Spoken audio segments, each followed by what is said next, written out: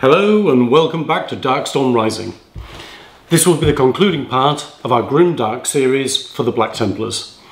Whilst I was writing the script for this, I realised that there are actually some key components that would be universal to other chapters, other races, and so what I've done is I've taken out the decals section and done a separate video on decals, and I've also taken out faces and eyes, not literally, just the painting of them. I've taken out faces and eyes and done a separate video on that as well. Links will be in the description, so you can go and have a look at those if you want. But I thought all we'd do was get on with the specific stuff for the Black Templars so you could concentrate on the army you've come here to find out about.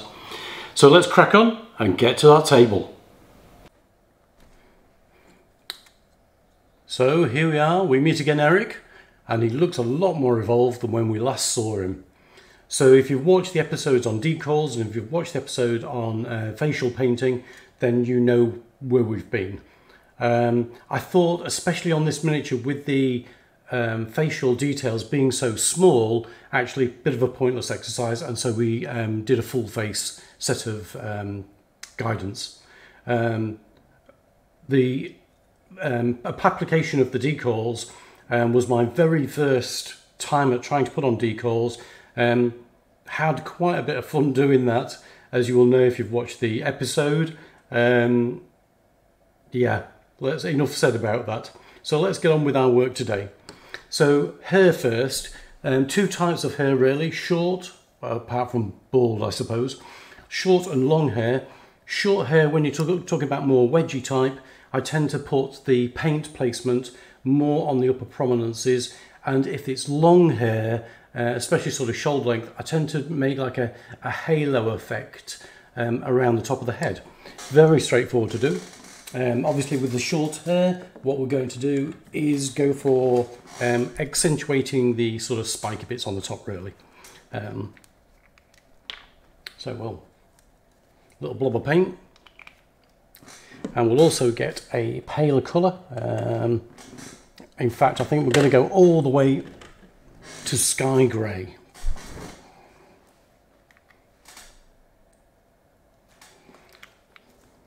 So the two colours I've chosen there are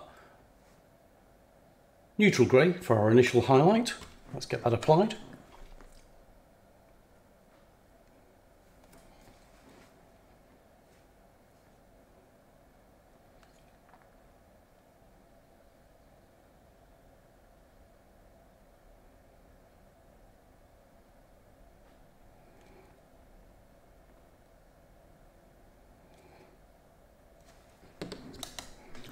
And a couple of tiny dabs of the sky grey.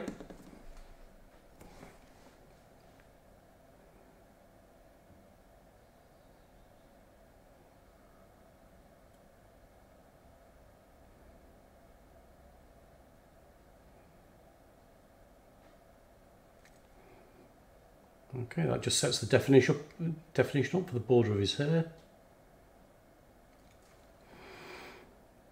Okay, and now we'll move on to blending in those decals. So for that, we're going to need some bone white.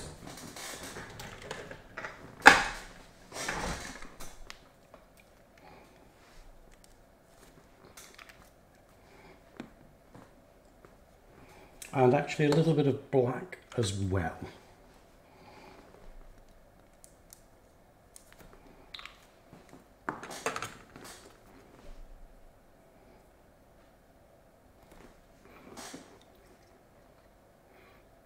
So we'll just put a few little scratch marks, and maybe the odd little bit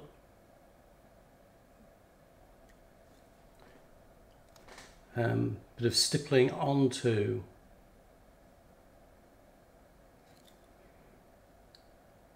the edge, just to lead it in and break it up so it looks like actually these scratches have been occurring during battle.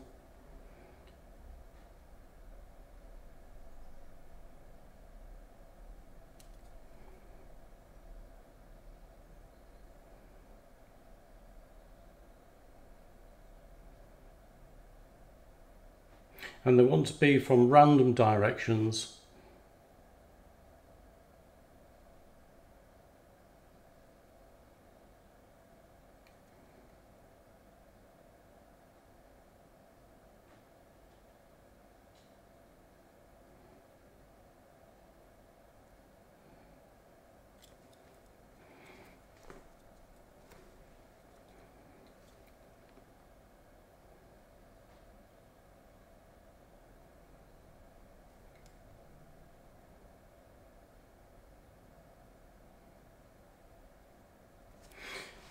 And then to make it look like the scratches did penetrate into the ceramite below,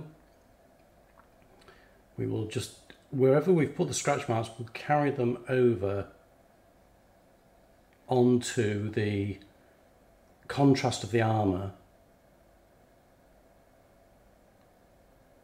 So it doesn't just look like the scratch ends at the end of the transfer. It carries it through onto the armour and just makes it a little bit more realistic.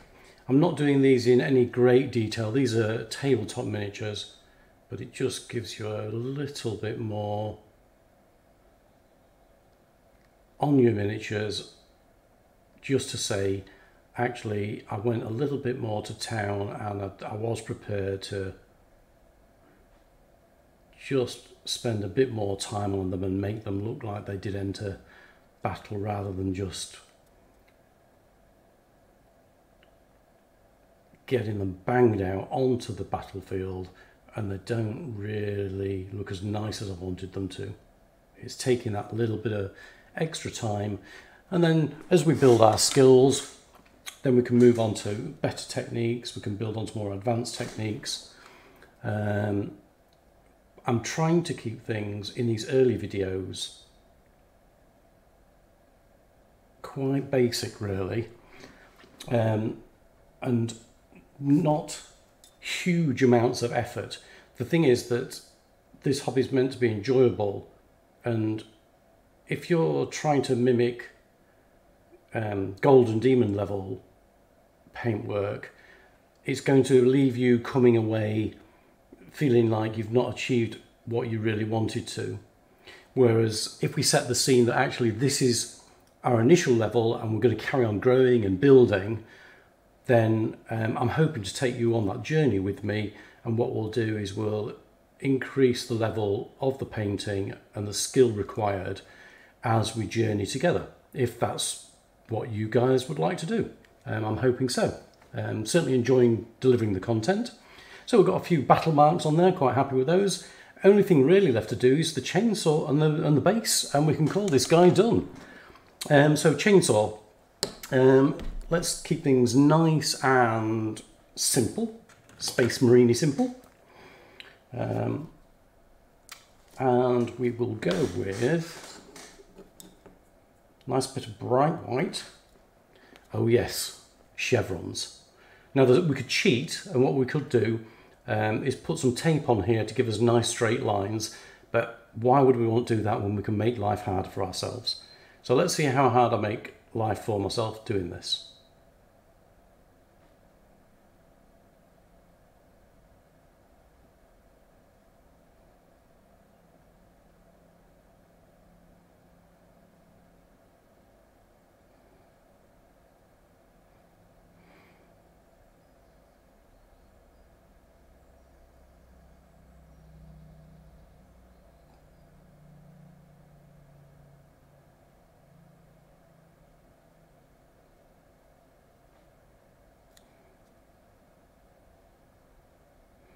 So again, I'm using my front hand to steady my backhand, so I'm resting on my hand as a point of pivot so that my action is much closer. Oh, that's too big a strike. My action is a lot closer to the miniature, whereas if you're trying to paint with your hand distant from the miniature, all you're going to do is make life really, really hard for yourself. Okay.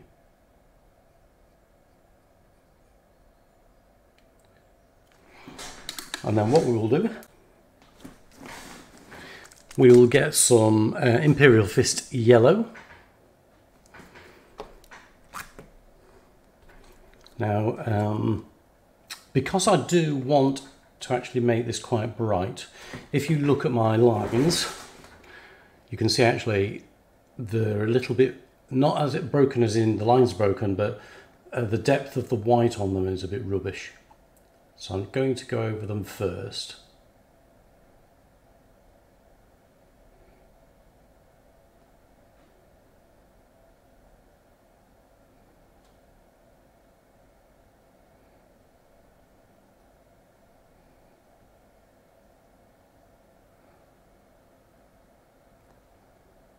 Okay, that's a bit better saturation of the colour. I'm just going to tidy the edges up with a bit of black. I'm using the side of my brush. At the top of the chainsaw there's a little angle there. I'm just using the side of my brush to run down that angle and gives it a tidier edge. So I've given the Imperial Fist a really good shake. I'm holding on to the bottle for grim death because I'm terrified of the infamous Games Workshop catapult that they've created as a paint pot. And we will gently blob the Imperial Fist, which has brilliant coverage, onto the white space I've created.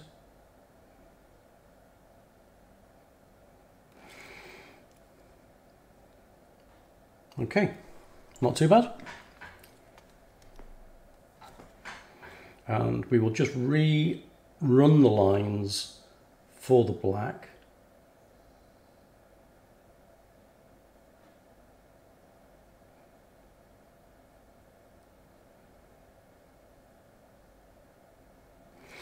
And now we will go around the chainsaw, or chainsword, and all the metal parts will just hit with a bit of gunmetal.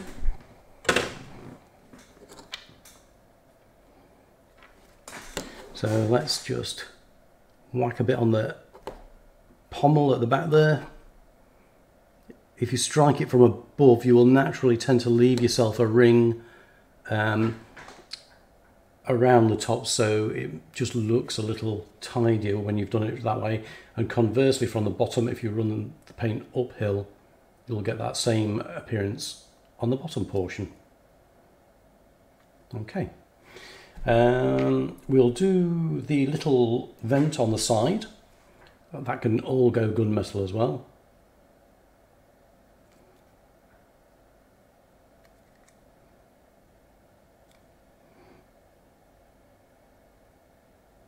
And these venty things, I'm not sure they're bang on everything. They're on bolt pistols, they're on everything. But these venty things, I think we'll have those just tapped with a little gunmetal as well. And then the little round dials or indicators, whatever they are, we will give them a little blob of metal as well, because we're just trying to show what this, oh, a bit too aggressive there, show what this miniature looks like if we are not spending hours and hours on this miniature. Shall we put chevrons on the other side? Why not? Why not indeed? So I'll quickly pop the chevrons on the other side and come back. Now, one thing that I've just learned is that I'm being impatient, and you'll see one of the things I always advise is to be patient and to allow coats of paint to dry. And that third stripe, I got impatient and ran a black over the white, then a white over the black. They haven't dried, and then when I painted the yellow, the two just leached together. So I now am going to have to be patient and come back to that in a moment. It won't matter too much because we're actually going to make a mess of the blade in a second, but just so that we've learned from this and we can correct mistakes as we go along. If you do the same, then we're going to leave it, let it dry, and I'll be back in a few moments. Okay, while I've been waiting for that to dry, I've done a quick base coat of Rhinox hide on the base of the base. We're going to use that in a minute, but I thought that may as well be drying while we're waiting for the chainsaw as well. We're going to continue to wait for the chainsaw to dry whilst we paint. I think we'll go for, I'll tell you what, let's use a Citadel colour. And we'll go for Mephiston Red. And it's going to be the housing for the chainsaw.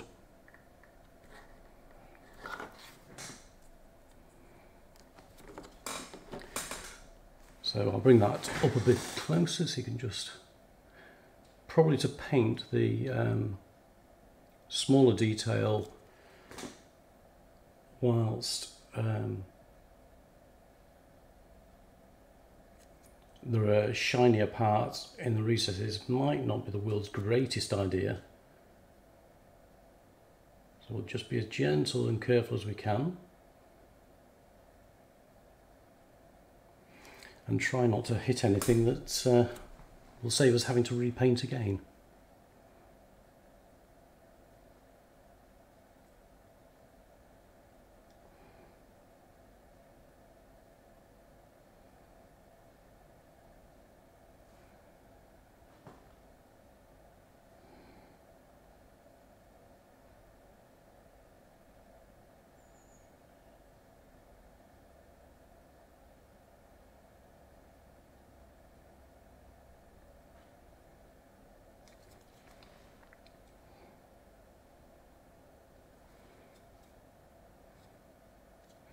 And we'll just do the bottom of the housing. I'm struggling with a combination of trying to make sure that the camera is in focus for you guys. I can see what I'm doing. And as I move the model, the camera's staying in focus. Now, one of the things, I don't know, there's probably other people out there of a similar age to myself. I'm getting on a little bit now. But one of the things that happens is that when you hit the age of 40 to around about 45, unfortunately one of the things that happens is the papillary muscles in your eye. Right, we're going to swap from the Mephiston and we're going to go over to Evil Sons. The papillary muscles in your eye harden off, which means that your close range focusing becomes, you become unable to focus close range because your papillary muscles just won't allow for that to occur anymore. Now, that happens, like I say, about 40, 45-ish. But what that means is for people trying to do this close-up detail work who are a little older, it is very, very hard to do because what you can't do is get this close. You're trying to focus on your miniature over here, which is where you now focus. But if you nip to your local handy places like Wilko's, B&M, all those type of places, they normally have a rack of reading glasses, like £2 or some similar sort of cheap price. So I'm now going to mix a bit of that Evil Sons, which we've used to highlight the sword, mix it with a little bit of white. Now, white and red is sort of a bit of a no-no, really. It doesn't give you a colour border, it gives you a defined border. And sort of modern miniature painting tries to go with colour borders, but it's only in a couple of little areas, and I'm just going to pop a few little highlights on because we can get away with that. We're friends here. But yeah, you go to places like B&M and that, you can pick up a pair of those and you'll find a miraculous change occurs, and you can now bring your miniature up to close vision I'm just going to touch up a little bit of the Evil Sons, and you can paint at close range again and re-get all that detail you thought you'd lost. And now we'll do back to a little bit of metallic work on the edge of the chainsaw. Keep calling it a chainsaw. I know people out there, it's a chainsaw.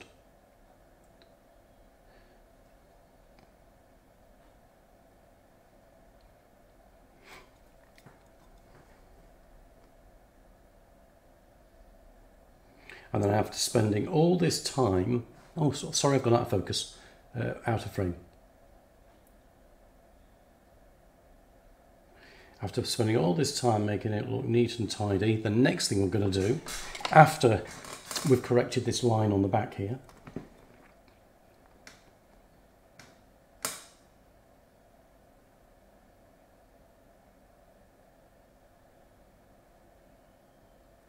the next thing we're going to do is we're going to make the blade filthy again.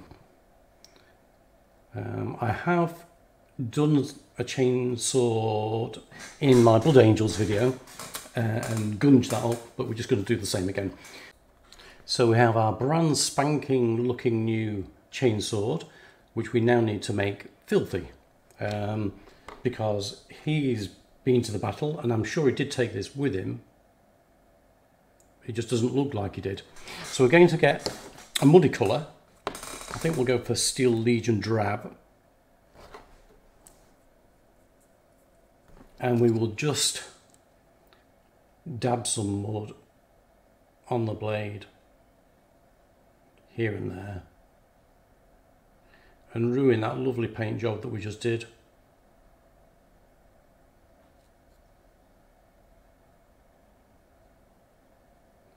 And wherever you paint, you always carry it through to the areas around.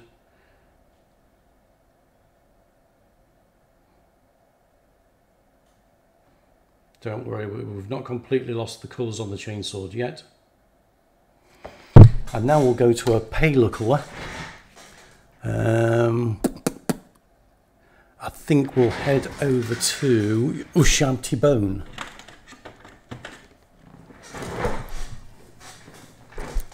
Better close the lid on the man trap that is the Citadel paint pot.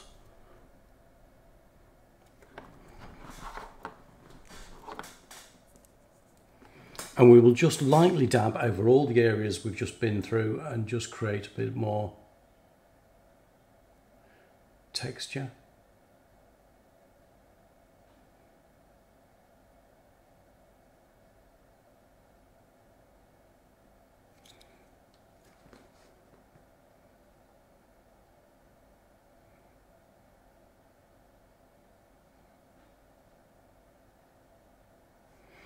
And now to add some gore.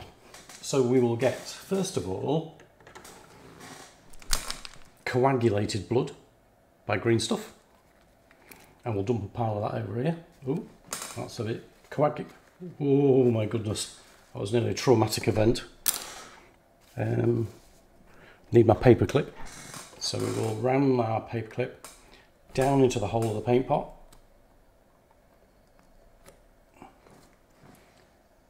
And it's hemorrhaging everywhere. But we will let our coagulated blood form on our wet pad. And then some True Blood from Green Stuff World as well. And now this stuff, if you leave this mat for any length of time, this is going straight through and soak it into your wet palette. So just be warned here, probably better. I've got lots of little miniature packets here, and I use those mainly for doing stuff like this because of the fact that this stuff just goes straight through. But let's hurry up and let's not give it a chance. So we're going to put coagulated blood here and there along the blade. Let some of the blade show through.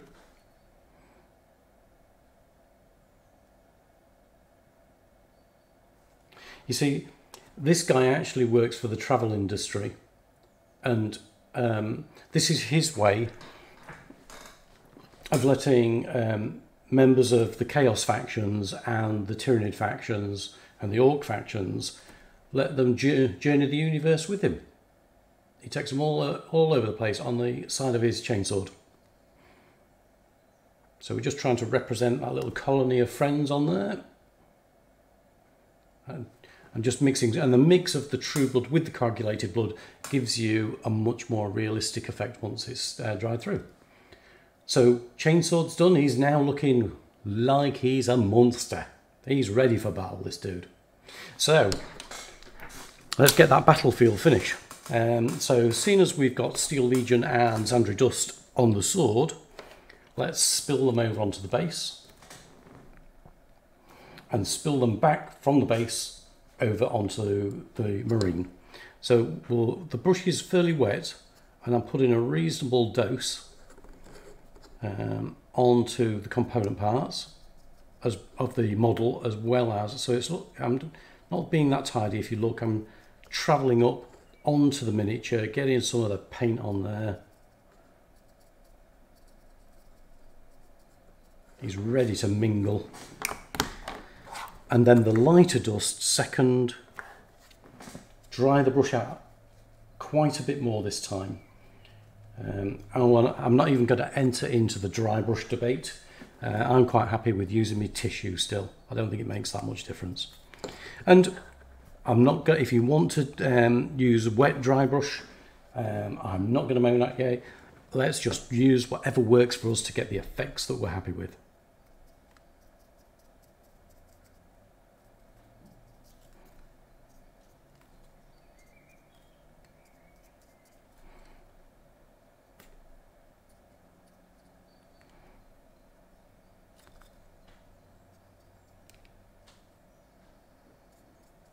And then I think I'm going to mix just a tiny little bit, that's not a tiny little bit, that's a whacking great bigger bit, tiny little bit of the white on the tissue with the Xandri Dust, and just tickle over the base again.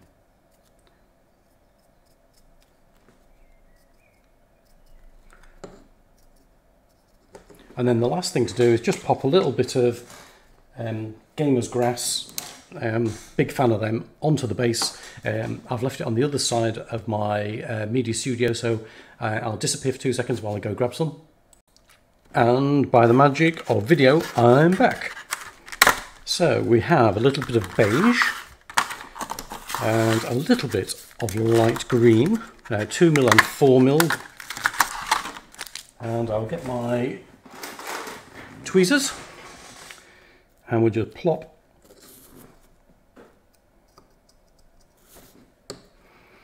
a couple of tufts onto the base.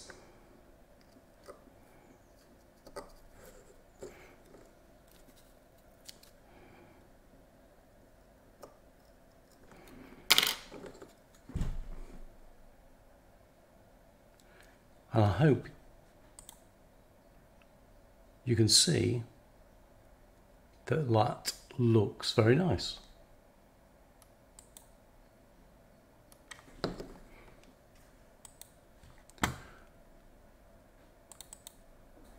So we have our brand spanking looking new chainsword.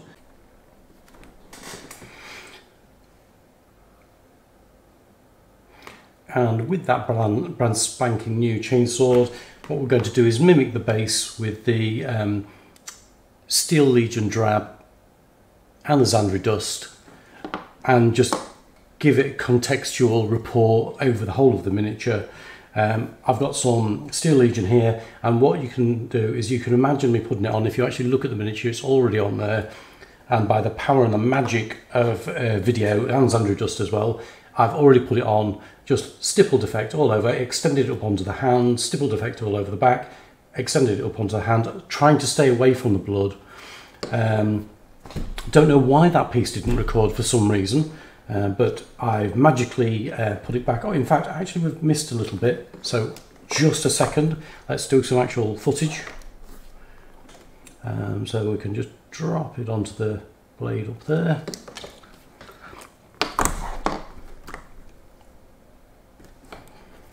and tiny little bits of stippling on top just to carry it through. Job's a good one. And on to the final section. Now for the last piece, while we're painting, I heard somebody coin the phrase. Now I'm sure it isn't the first time it's been used, but it was the first time I heard it. And somebody coined the phrase the other day of once you've finished your miniature, doing a lap of honour. And it made me chortle, because what they meant was just doing like black paint around the base here, but it's like a lap of honour when you finished your paint or painting, and you're just doing a little lap of honour because you're so pleased with yourself. It made me smile when I heard them say that. It was quite funny. So we've finished our victory lap, I think. Oh no, not quite there yet.